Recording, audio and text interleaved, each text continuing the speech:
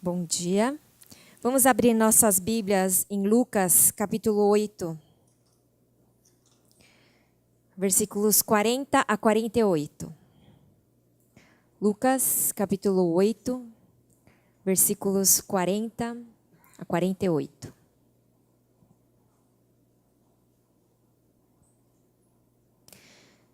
Quando Jesus voltou, uma multidão recebeu com alegria, pois todos o esperavam.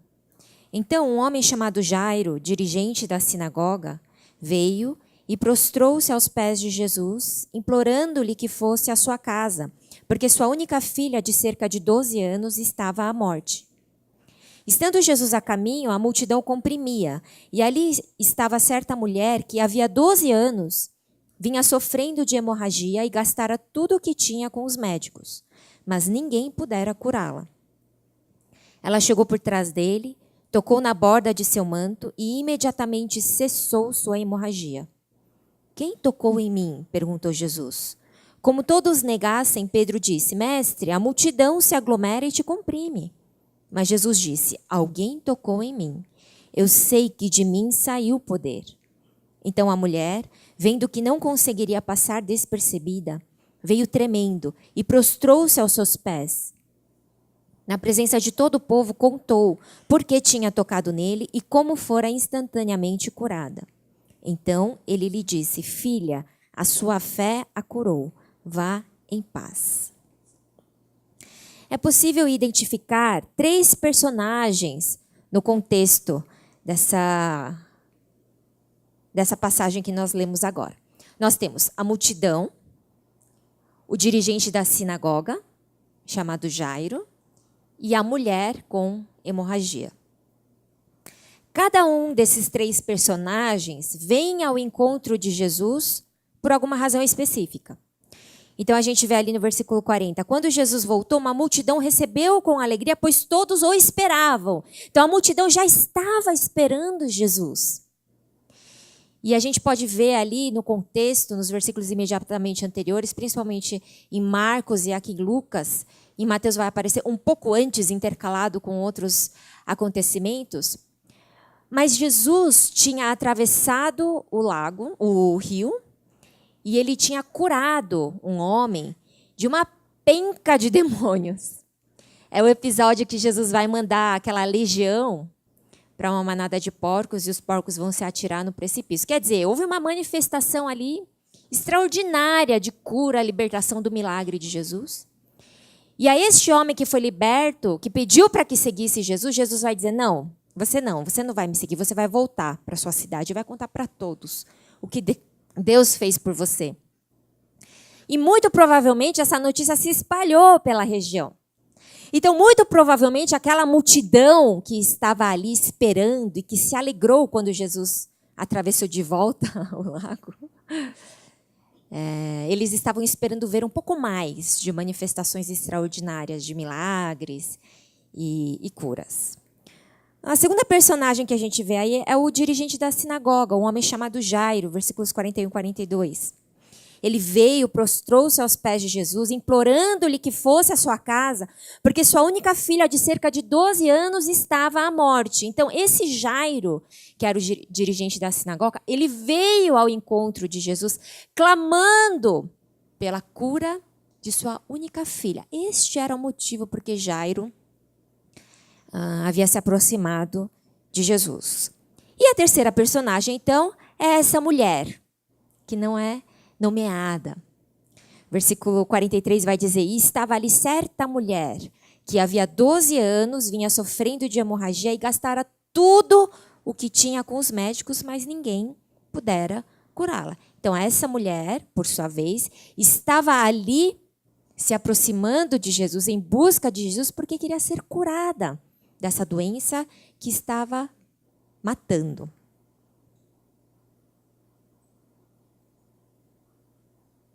O paralelo que a gente observa aqui entre Jairo e a mulher com hemorragia é muito interessante. Então, vamos lá.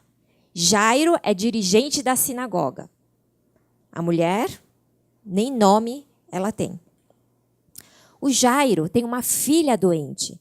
e a filha tem cerca de 12 anos de idade. A mulher também está doente e sofre com essa doença há 12 anos. Jairo, porém, quando ele se aproxima de Jesus, ele vem, se prostra, implora. A mulher não. Ela chega por trás, de fininho, sem querer ser percebida, e toca ali, na borda do manto de Jesus. O Jairo teve que esperar pela cura da sua filha, não é? Porque Jesus estava indo para a casa de Jairo, aí aquela caminhada foi interrompida. Porque Jesus parou tudo e falou, quem tocou em mim? Aí parece que tem uma cena ali, entre parênteses, que se intercala. Porque a filha do Jairo vai ser curada no final. Mas entre o momento que Jairo clama por essa cura e o momento em que ela é definitivamente curada, acontece algo ali no caminho. Com uma outra história completamente à parte, que é suficiente com começo, meio e fim. Então a filha do Jairo, ela precisa esperar para ser curada. Marcos e Lucas vão dizer que por causa dessa demora, a filha que estava prestes a morrer, acabou morrendo. E aí Jesus vai lá ressuscitar a menina.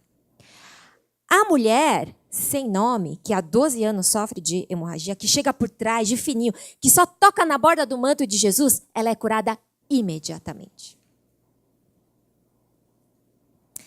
Dificilmente essa sobreposição dessas duas histórias, desses dois acontecimentos, dessas duas curas, é despretensiosa. Quer dizer, há algo que a palavra quer nos ensinar com essa sobreposição.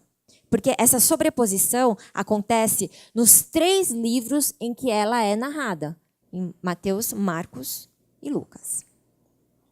O fato é que dessas 3 personagens, a multidão, o dirigente da sinagoga e a mulher, sem dúvida alguma, é quem nos chama mais a atenção.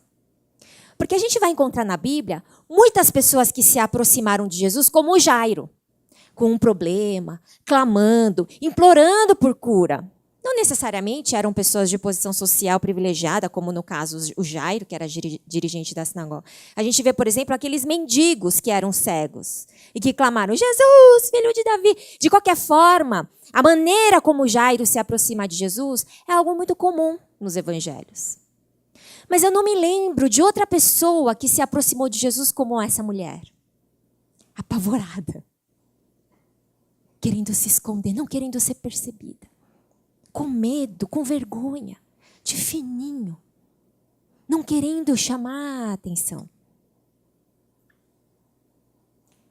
Quando ouviu falar de Jesus, chegou por trás dele no meio da multidão e tocou em seu manto, porque pensava, se eu tão somente tocar em seu manto, ficarei curada.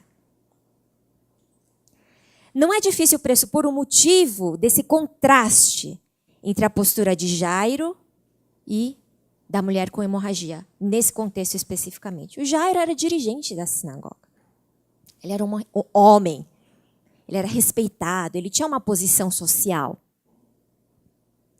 Então eu fico imaginando a cena, né? Aquela multidão aglomerada em cima de Jesus.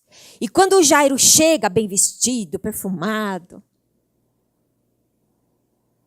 e conhecido de muitas pessoas, amado e querido por muitas pessoas, que estava recebendo a compaixão de muitas pessoas por causa da situação da sua filha.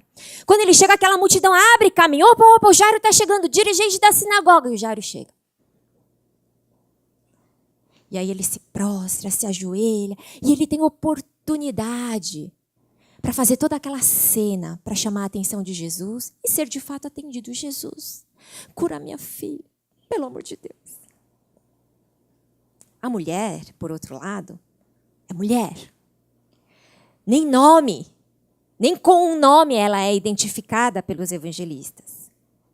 E há 12 anos ela vive uma doença que fez dela impura e impossibilitada de participar daquela comunidade, daquela sociedade. Ela era impura. Então, de acordo com a legislação religiosa da época, ela tinha que permanecer fora, longe, na periferia.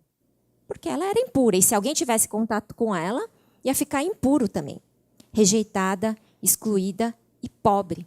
Ela gastou tudo o que tinha com os médicos, a palavra diz.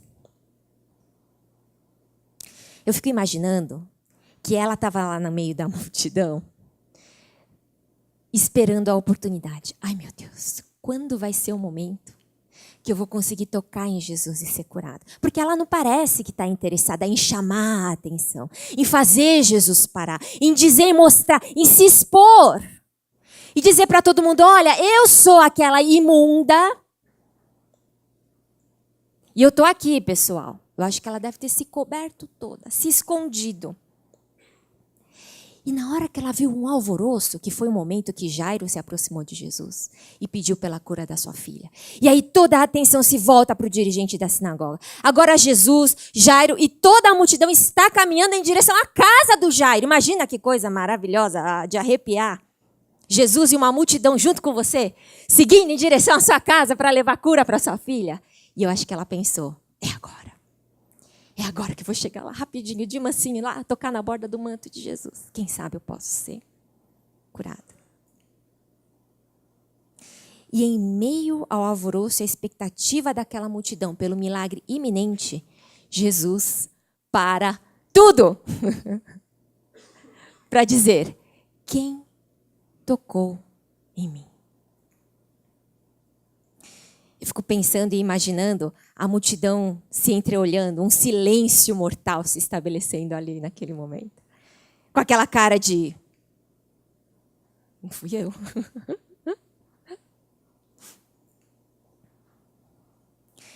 E aí aparece o Pedrão para romper com a tensão. É sempre o Pedrão, por isso que eu gosto dele, né? Ô Jesus, pirou, velho. Todo mundo te tocou, velho. Tá vendo? Multidão tá aglomerada em você. Como assim quem me tocou? Marcos 5,31. Não é exatamente isso que ele vai dizer, mas é isso. Se Jesus tivesse vindo nessa manhã, aqui neste lugar, no momento do louvor que nós oferecemos a Ele,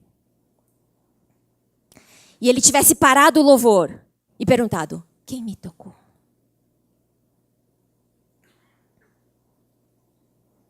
Você seria como aquela multidão confusa, constrangida? Não fui eu. Como assim quem me tocou, Jesus? Não fui eu. Ou você seria como aquela mulher que sabia o que lhe tinha acontecido. Então a mulher, Marcos 5,33, sabendo o que lhe tinha acontecido, aproximou-se, prostrou-se aos seus pés e, tremendo de medo, contou-lhe a verdade, sabendo o que lhe tinha acontecido. Quando Jesus parou no meio daquela multidão e falou, quem me tocou? E fez essa pergunta absurda, quem me tocou? Aquela mulher sabia, fui eu. É de mim que ele está falando, porque eu sei o que me aconteceu. Eu sei a cura que alcançou a minha vida. Eu sei que agora, desde que eu toquei na borda do manto dele, eu não sou mais como antes de ter tocado nele. Sou eu. Ela sabia o que lhe tinha acontecido. Quantos de nós aqui, se Jesus vier, interromper esse culto e disser, quem me tocou nessa manhã através dos louvores? Quem me tocou nessa manhã através das orações? Quantos de nós podemos dizer, fui eu, Jesus. Eu sei que é de mim que o Senhor está falando. Porque desde que o Senhor me tocou, desde que eu te toquei, eu não sou mais o mesmo. Ou será que Jesus só vai encontrar aqui aquela multidão confusa? Não, eu toquei nele, mas todo mundo tocou. Acho que não é de mim que ele está falando. Esse é um texto que eu amo demais. Que toda vez que eu leio, que eu medito, Deus fala novo, fala diferente. Essa semana, esse texto tem falado muito comigo, essas 2 últimas semanas, por causa da minha filha, de 6 anos. Ela tem nos questionado, a mim e a meu marido, a respeito da morte. Acho que é uma idade que a criança começa a ter essa percepção temporal da vida. Então, ela vê que uma pessoa que não existia, né, nasceu, né, saiu da barriga da mãe, e aí as pessoas morrem. E então, ela pergunta, o que acontece quando a gente morre? Por que a gente morre? E aí a gente vai explicando. E quanto mais a gente explica, mais as perguntas vão ficando complexas, né? Ela vai falar, não sei. Mas aí a gente explica que a morte para nós, na verdade, é como dormir e esperar Jesus voltar. E quando Jesus voltar, todo mundo que estava dormindo vai levantar de novo e vai haver o julgamento. E é aí, então, que aqueles que caminharam com Jesus, que têm Jesus em seus corações como Senhor, vão para o céu. Ah, então a gente não vai para o céu direto, que assim que a gente morre? Não, a gente espera. E quanto tempo demora, então, entre o momento que a gente morre até chegar no céu? Filha, eu não sei, porque vai ser só quando Jesus voltar. Aí começou as dúvidas e a curiosidade a respeito da eternidade. Mamãe, como vai ser lá no céu? O que é eternidade? Eternidade quer dizer, o começo e o fim a gente não consegue medir. Então, nunca vai acabar? Não vai. Nossa! E o que a gente vai fazer até para sempre? Até nunca acabar? A Bíblia diz que a gente vai louvar a Deus com os anjos. Só que ela não achou muito legal isso. Aí ela perguntou, mas não tem TV no céu? Não sei, filha. A Apocalipse não fala de TV, mas eu acho que não vai ter. E aí ela perguntou, mamãe, e o que vai ter para comer lá? A gente vai comer lá no céu? Olha, filha, eu não sei se a gente vai comer. A Bíblia fala que lá não vai ter fome.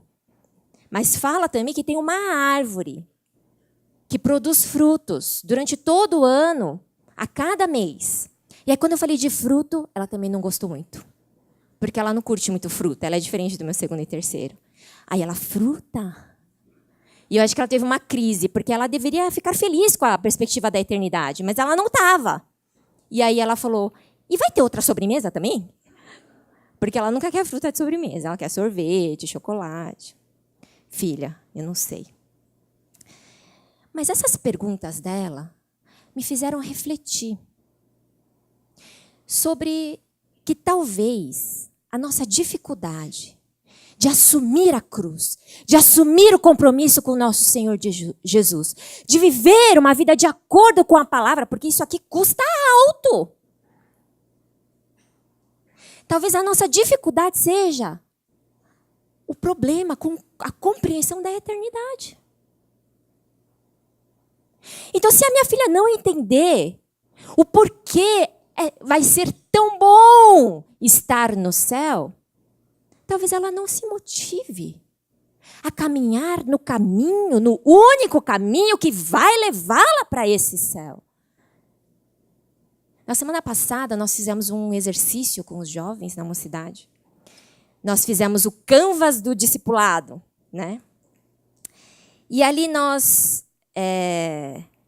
calculamos e medimos os custos para ser um discípulo de Cristo. Os custos e os benefícios.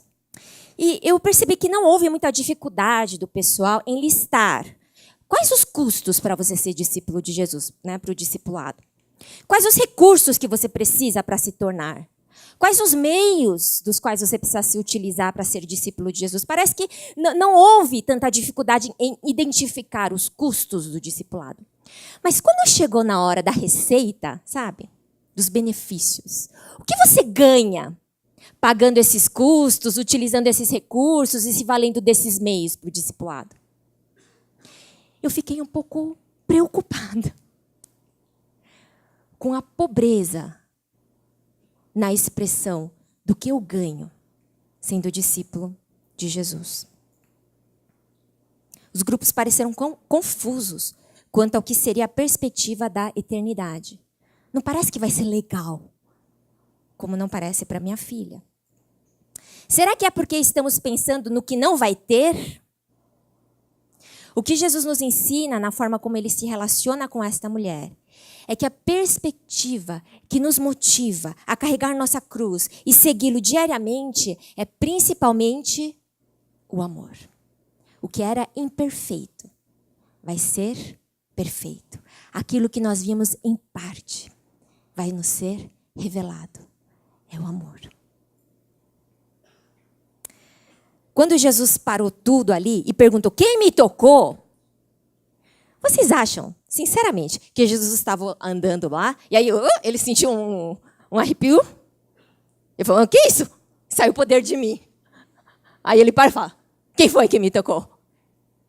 Acho que não. Ele que curou aquela mulher. Ele estava vendo ela ali há 12 anos sofrer. Ele sabia que ela tinha vindo ao encontro dele. Ele sabia quem ela era no meio daquela multidão. Ele sabia que ela estava chegando perto. Talvez ele até, no meio dos seus passos apressados para chegar na casa do Jairo, ele deu uma enroladinha assim, sabe? Para que pudesse ser alcançado por ela. Ele sabia quem ela era. Ele não foi surpreendido pelo poder que saiu dele. Foi ele quem a curou. O que ele queria, quando ele parou tudo e falou, quem me tocou? É que ela soubesse que ele a conhecia. Que ela soubesse que ele a havia curado intencionalmente. Que ele a conhecia, que ele a amava, que ele sabia do seu sofrimento e que ele queria que aquele sofrimento parasse. Ele interrompeu tudo. Ele interrompeu a sua caminhada à casa do importante dirigente da sinagoga, sobre quem estavam todos os olhares, para dizer àquela mulher, eu te amo.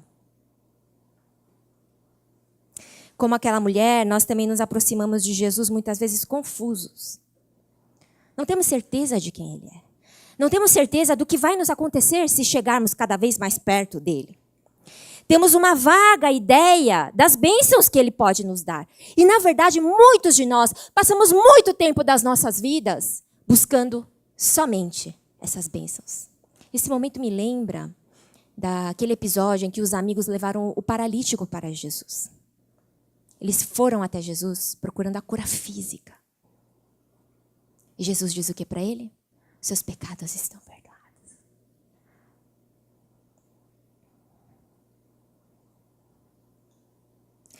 Nós sabemos que ele pode nos dar paz interior, saúde, cura, segurança, proteção, uma vaga no estacionamento do shopping no final de semana, véspera de feriado ou Dia das Mães. Mas nós não temos muita certeza de quem ele é. Nem temos a percepção de que ele sabe exatamente quem nós somos. Quando nós reclamamos e murmuramos a ele porque ele não nos concedeu algo de que nós acreditamos que precisamos, é porque nós provamos ali que nós realmente não sabemos que ele sabe quem nós somos e do que precisamos. Não sabemos quem ele é. E a sua essência, o amor, não está jamais condicionada a todas essas bênçãos. A nós que nos aproximamos assim confusos e ignorantes quanto a quem ele é, Jesus nos pergunta, por que você está aqui? Por que você me tocou? O que você quer? O que você espera de mim?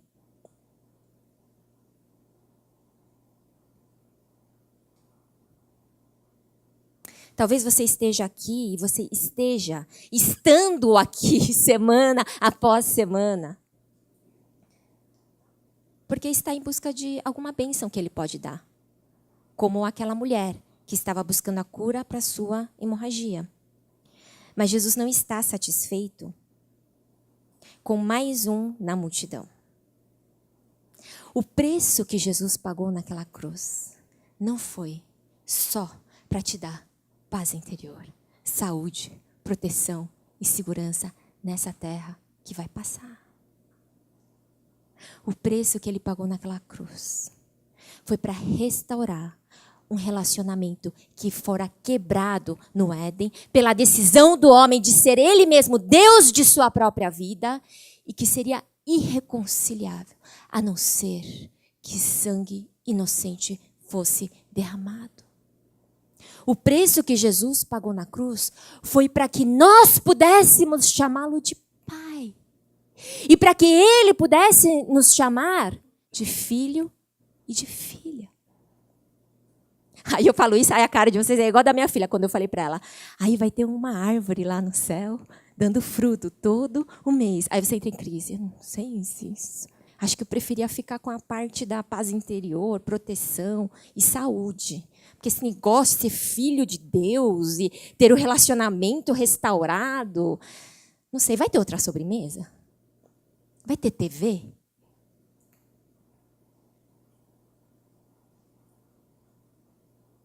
Filha, a sua fé te salvou. Versículo 48, a nossa versão da NVI diz, filha, a sua fé te curou. Mas no grego, literalmente, é a sua fé te salvou. Vai em paz. Essa paz que Jesus fala aqui, o significado dessa palavra. Não é essa paz, ai, paz inteira. Você vem cantar um louvorzinho, essa paz que eu sinto em minha alma. Ai, que paz. Aí a paz acaba. O primeiro barbeiro que você cruza aí, final de semana, na esquina.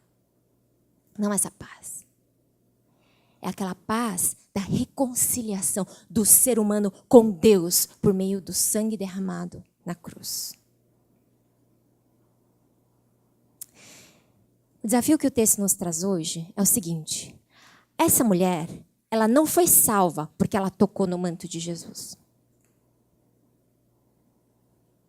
Ela foi salva porque Jesus parou tudo e chegou para ela para falar: oi, eu estou aqui, o que você quer mesmo? Eu te conheço, você me conhece? Ela foi salva por causa da graça de Jesus. Não foi o esforço dela de chegar até Jesus. Foi porque Jesus decidiu parar. E por causa da sua reação à pergunta de Jesus: quem me tocou? Sabe, é muito interessante. Porque a mulher responder a essa pergunta e dizer, fui eu, implicava em 1 milhão de coisas.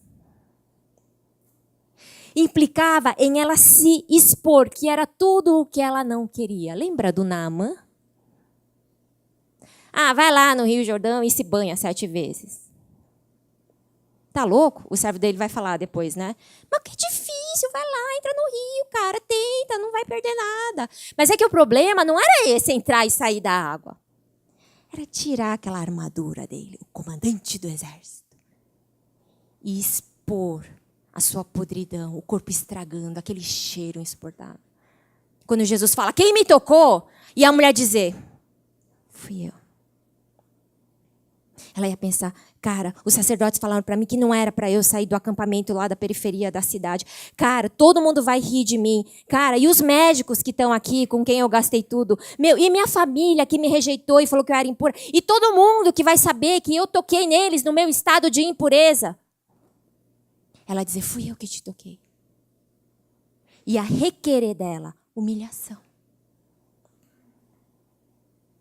É assim que funciona o nosso relacionamento com Deus. Às vezes a gente chega todo, né? Ai, Jesus, obrigada pelo teu amor. Mas a gente não entende que essa graça, a graça da cruz, só faz sentido para aquele que precisa dela. Para aquele que entende que precisa dela. Então, como mãe, que também sou pastora dos meus filhos, eu estou orando e pedindo sabedoria a Deus por uma estratégia, por sabedoria, como comunicar aos meus filhos. A esperança, a expectativa, a perspectiva da eternidade. Porque não vai ter TV lá, não vai ter pirulito, chocolate, sorvete, não vai ter playground. E por que ela tem que querer a eternidade? Porque ela vai encontrar ali Jesus. É Ele que eu preciso apresentar à minha filha. Então a mulher, sabendo o que lhe tinha acontecido, veio tremendo, prostrou-se aos seus pés. Na presença de todos, contou porque tinha tocado nele. Ela se humilhou na presença de Jesus. Ela saiu do meio da multidão. A gente se esconde, não é? Para ficar cômodo, para não precisar se expor, para não precisar se humilhar. Vamos fazer o que todo mundo está fazendo. Por que tem que ser o diferente? Por que eu tenho que fazer mais do que os outros? Por que eu tenho que amar quem ninguém está amando? Sair da multidão. Sair da mediocridade. Sair do descompromisso. Sair do orgulho. E a mulher tomou essa decisão. Jesus, fui eu. Eu sou miserável. Eu sou doente. Eu estava morrendo. Eu nem podia estar aqui. Mas quando eu toquei na borda do seu manto, você me curou. Fui eu que te toquei. Hoje é o domingo que a gente comemora o domingo de Ramos, né? É o domingo antes da Páscoa. Então, sexta-feira agora a gente vai ter a paixão de Cristo, no próximo domingo a ressurreição. Então, hoje é o dia em que acontece aquela entrada triunfal para Jerusalém, né? Tem o subtítulo na NV, entrada triunfal. Quando Jesus monta no jumento, quando as pessoas estendem as suas roupas e elas balançam o ramo quando Jesus está entrando em Jerusalém. Ele está voltando para Jerusalém ali porque ele vai ser crucificado, está se preparando para isso. E as pessoas cantam, Hosana, bendito seja Deus nas alturas. Hoje é o domingo que a gente comemora. Quando Jesus chega e vê a multidão, será que ele pode encontrar aqui alguém que o está tocando diferente? Quem me tocou? Como assim, Jesus? Está louco? Todo mundo te tocou. Não, alguém me tocou diferente aqui.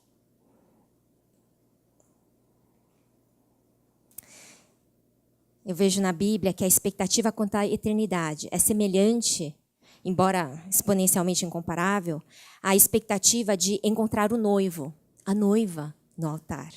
Aquele com quem eu estive namorando, por quem eu esperei, a quem eu desejo pertencer para sempre. Essa é a diferença entre a nossa postura e o nosso preparo como noiva, que vai encontrar Jesus naquele dia, ou só como alguém que tem visto Jesus como um ídolo. Você nunca vai casar com o seu ídolo, Justin Bieber. Nunca vai casar com ele. Não estou te amaldiçoando. Você quer casar com ele, Deus abrir as portas, glória a Deus, parabéns para você. Mas esse relacionamento de você com um ídolo não é o que deve acontecer com Deus. Alguém que está lá longe. Quem eu admiro, a quem eu assisto de vez em quando. Não. A gente só vai entender a expectativa, a perspectiva, a esperança da eternidade se a gente conhecer a Jesus. Precisa namorar com Ele. Ter aquele frio na barriga só de pensar naquele dia, no dia do casamento, no dia em que eu vou ser dele, no dia que eu vou encontrar com Ele. No dia em que depois daquele dia, eu não vou precisar ir para minha casa e ele para a casa dele. Não é essa a parte mais chata do namoro, né? Cada um tem que voltar para sua casa. E depois que casa, a melhor parte é entrar junto na mesma casa. Não vai ficar separado mais nenhum momento. Só que essa esperança, expectativa, só tem quem está namorando com ele. Quem está se relacionando, quem está conhecendo. Quem está curtindo. Aí vai ter esperança. Aquilo que eu conhecia em parte, esse amor que é Deus, vai ser descoberto e plenamente conhecido.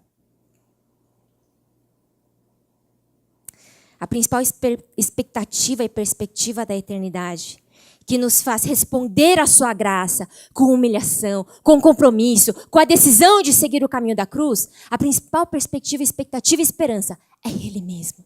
Aleluia. É vê-lo face a face. É naquele dia ouvir Ele me chamar pelo nome, linda.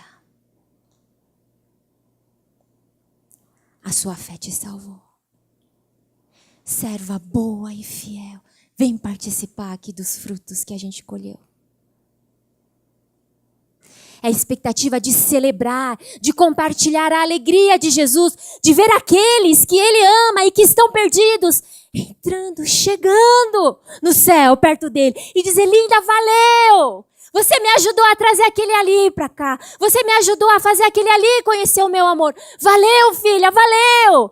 É essa a expectativa que nos faz carregar a nossa cruz, negar a nós mesmos.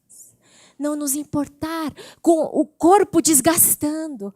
Não nos importar com a perseguição. Não nos importar com a desonra dos homens. É essa perspectiva. O que eu quero ouvir dele naquele dia. Vamos fechar os nossos olhos. Queria convidar a equipe de louvor aqui. A gente vai cantar um último louvor. Enquanto você fecha os seus olhos, vamos ter um minuto para responder aquilo que Deus nos fala nesta manhã. 1 Coríntios 13, 8-13 diz assim, o amor nunca perece. As profecias desaparecerão. As línguas cessarão. O conhecimento passará. Pois em parte conhecemos e em parte profetizamos. Quando, porém, vier o que é perfeito, O que é imperfeito desaparecerá. Agora, pois, vemos apenas um reflexo obscuro, como em espelho, mas então veremos face a face. Agora conheço em parte, então conhecerei plenamente, da mesma forma como sou plenamente conhecido. Assim permanecem agora esses três: a fé, a esperança e o amor. O maior deles, porém, é o amor.